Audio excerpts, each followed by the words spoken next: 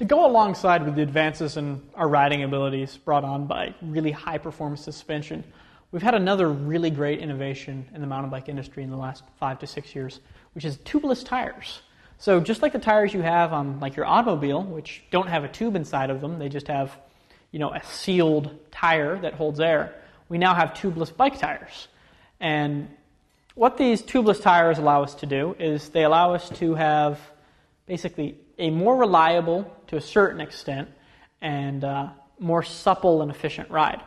So here is a tubeless rim. You can see there's no holes or anything inside of it for air to leak out or anything like that. So it's a very efficient little structure. It's got a valve stem built in where you put the air in, and then every manufacturer pretty much offers both tubed and tubed type tires. The drawbacks of tubeless, because there have to be drawbacks or else I want to be talking about this, is the fact that it is somewhat more reliable.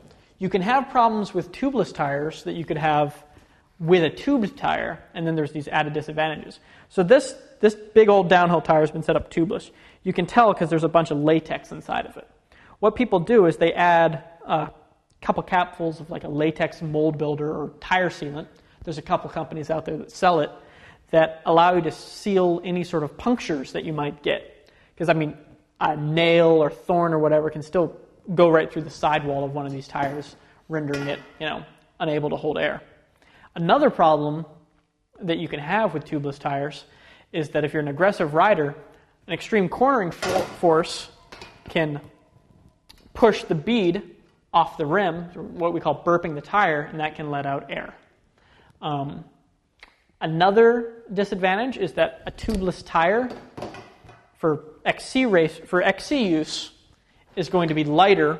A tubeless tire is going to be heavier than a tubed type tire because you need extra casing and enforcement, both for there has to be some sort of layer of plastic or butyl rubber inside that keeps it from being porous.